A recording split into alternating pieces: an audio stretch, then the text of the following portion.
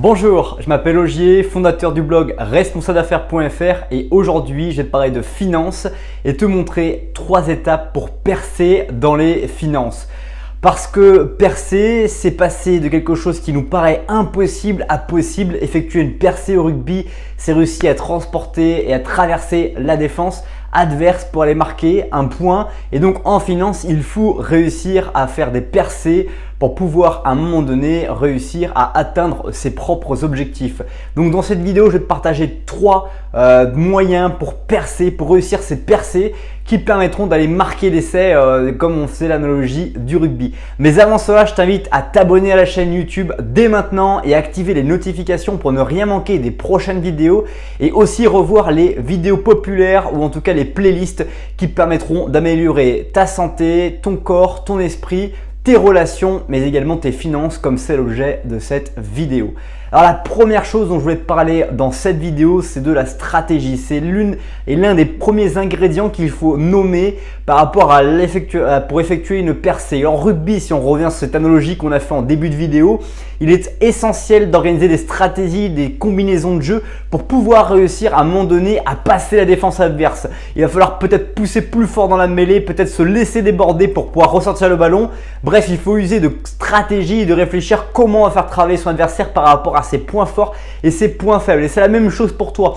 Quels sont les points forts et les points faibles de l'environnement dans lequel tu veux t'investir financièrement et comment du coup tu dois t'engager, travailler, comment tu dois faire. Est-ce que tu dois placer tout de suite une grosse somme d'argent quelque part? Est-ce que tu peux uniquement mettre des mensualités pour pouvoir combler au fur et à mesure un capital? Quand tu crées une entreprise, il y a des gens qui vont vouloir mettre tout de suite 10 000 € pour créer l'entreprise parce qu'ils ont besoin de cet argent-là pour pouvoir commencer à acheter des choses. Et puis il y a des entreprises sur le net où ils n'ont pas besoin d'avoir 10 000 €, ils peuvent se permettre de mettre 50, 100, 200 € tous les mois seulement pour commencer à avoir un capital qui leur permette d'acheter du matériel, des caméras, du son, améliorer leurs prestations, sous-traiter les choses qu'ils faisaient et qui ne sont pas leur cœur d'activité principale, en tout cas là où ils marquent le plus de points.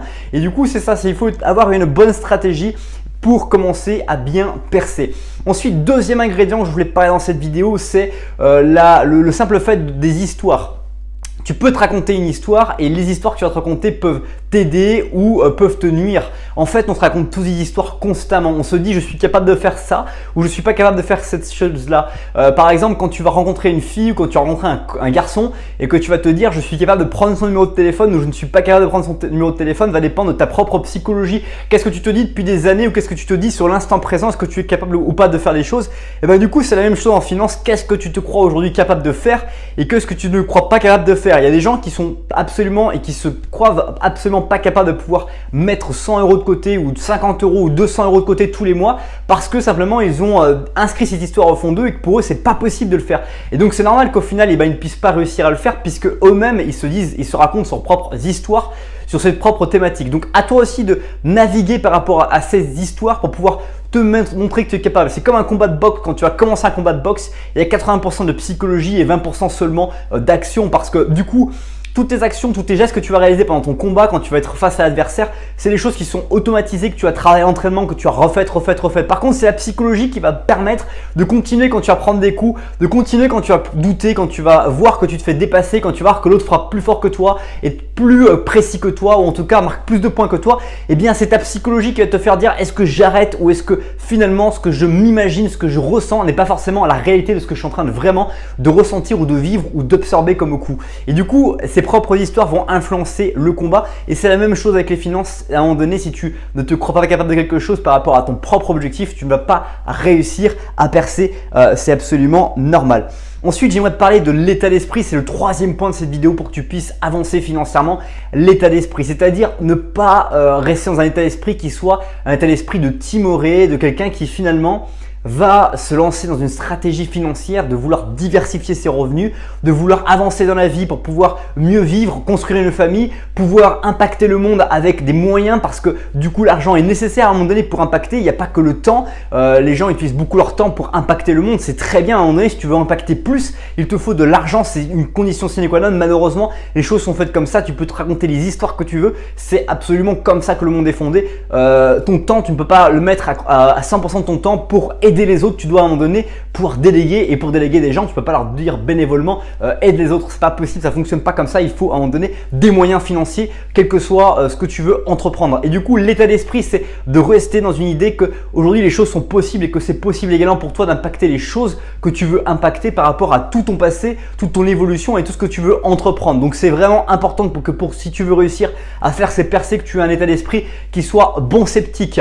Je vais revenir sur le mot scepticisme. Quelqu'un qui est sceptique, c'est quelqu'un qui finalement se dit aujourd'hui ton idée, ce que tu me proposes, je suis sceptique, c'est-à-dire je ne suis pas sûr que si on l'appliquait dans le milieu dans lequel nous sommes, ça va fonctionner. Et bien moi je te propose plutôt d'être un bon sceptique, c'est-à-dire te dire ok, je ne suis pas sûr aujourd'hui, mais le seul moyen de le savoir si ce truc-là que tu nous proposes ça peut fonctionner, c'est de le mettre en pratique et c'est d'essayer dès aujourd'hui. Donc être bon sceptique, c'est un état d'esprit qui est intéressant.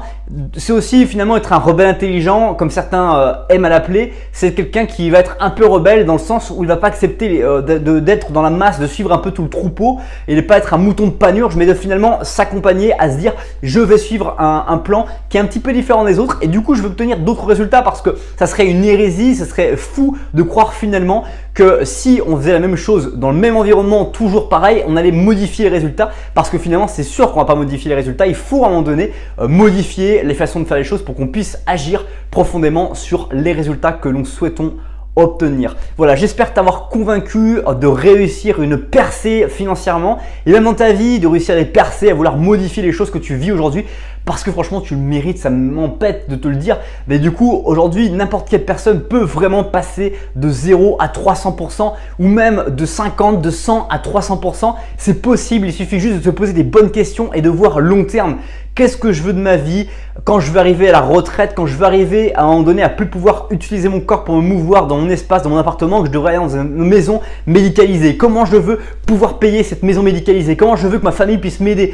Comment je veux pouvoir accompagner aussi mes parents à aller à la retraite? Comment je veux accompagner mes grands-parents? Comment je veux accompagner mes enfants à pouvoir se mettre dans les meilleures perspectives dans le monde? Comment je veux pouvoir impacter le monde dans les œuvres qui me touchent, qui m'impactent, qui me permettent de pouvoir me dire je veux créer des business qui vont aider les autres eux aussi à faire ce que moi aussi j'ai réussi à obtenir ou que je ne croyais pas au début possible. Du coup tout ça, ça demande des percées, et ces percées là tu peux les réussir, mais ça ne dépend que de toi, que de ton investissement et que ta psychologie se modifie pour pouvoir enfin se mettre en mode action, action, action, action. C'est déjà la fin de cette vidéo. Si tu l'as appréciée, je t'invite à laisser dans les commentaires ton avis, à liker la vidéo et puis aussi à découvrir cette vidéo, à t'abonner à la chaîne juste là, et je te remercie pour le temps que tu as passé devant cette nouvelle vidéo. Bonne suite de journée et à bientôt.